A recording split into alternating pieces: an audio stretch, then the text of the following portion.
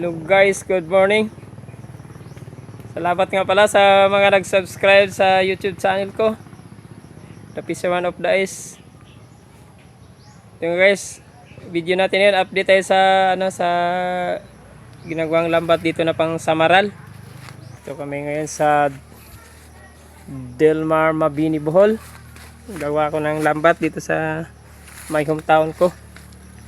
Ito kasama ko si Igso Daniel.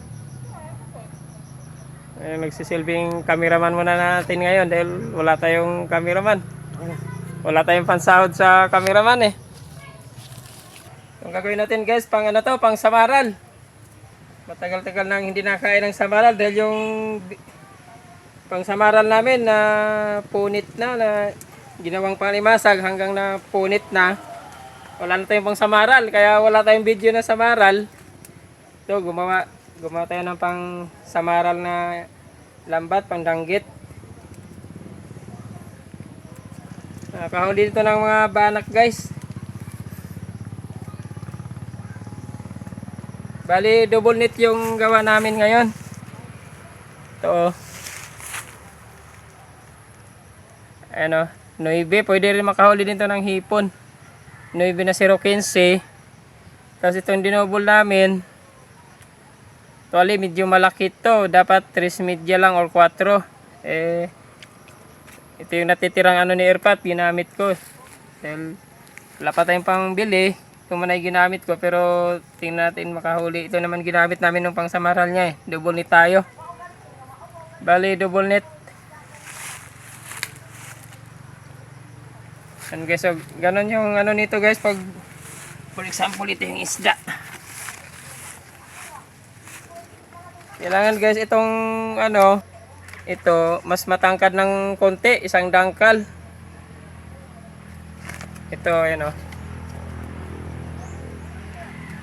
Kailangan para pag pag umano yung isda, for example, ito yung isda.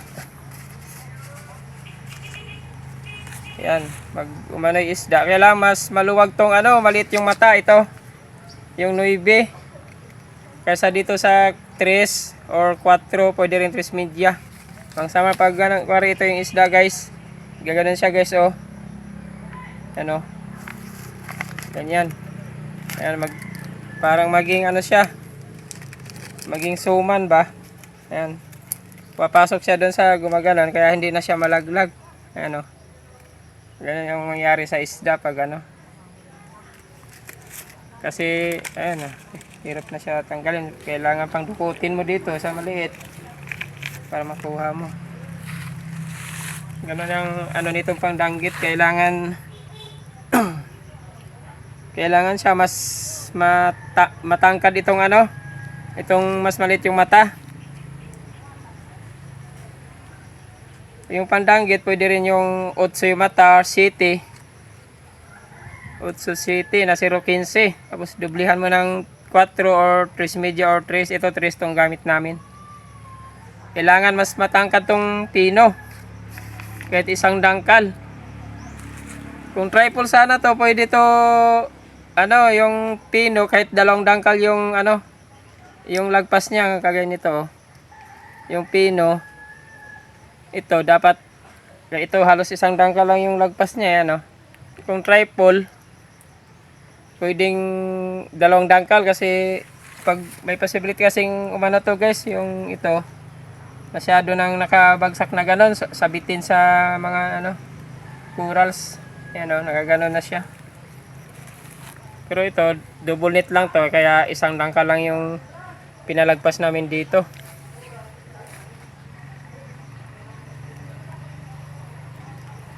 Kaya guys, balik tayo sa paggawa.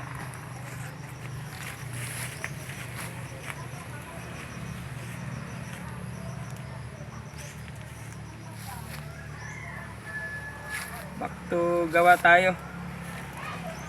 Ayun ba, isang latag pa tayo.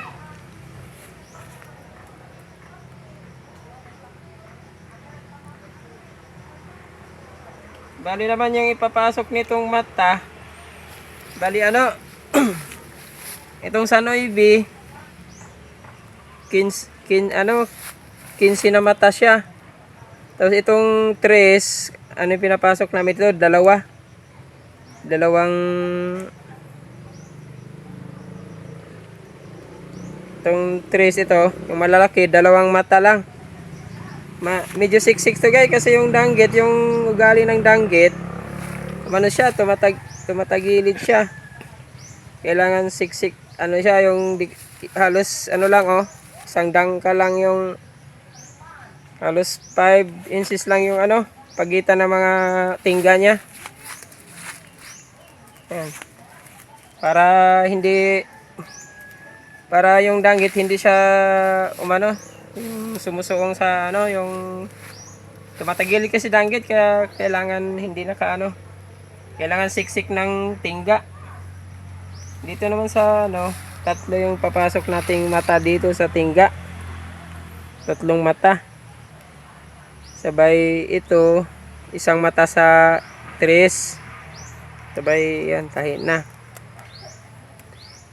Bali, yung clearance ng tingga 5 inch dito, saka dito 5 inches.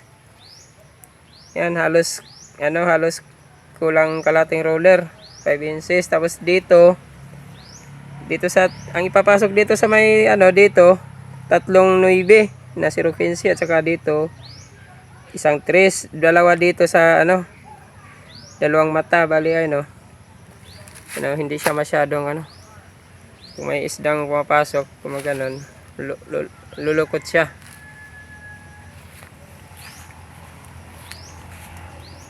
Guys, salamat sa mga nanood sa video ko. Sana tuloy-tuloy yung suporta nyo. Salamat sa mga nag-subscribe. Sa mga lahat ng mga fisherman all over the world. Salamat sa inyo, sa suporta nyo.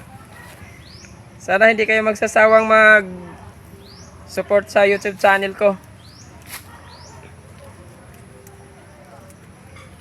Pwede naman rin yung tansyahan lang to guys. Gaganunin mo lang yung ano, tansyahin mo lang na ganon. Kaya lang may possibility yung iba, maraming matang na ipasok.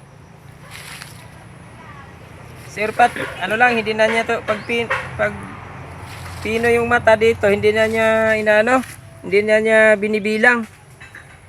Tansyahan lang. Pero ako binilang ko kasi gusto ko pantay yung ano, mga mata niya dito. Pero yung ginawa namin noon, tansyahan lang na ganon, sabay tali ka lang ng tali. Nakakahuli din naman basta pantay lang yung mata, hindi nakaganon.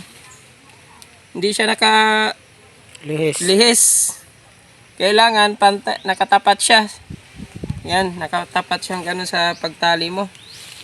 Kasi pag nakalihis, nako, tatawanan lang ng isda yan. Parang basketball ay volleyball net lang. Ano lang yung isda, re-rebound lang.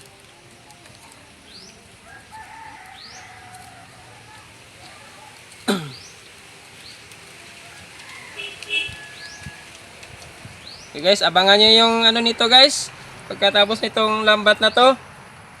Salamat sa lahat mga nag-support. Okay, salamat sa inyo guys.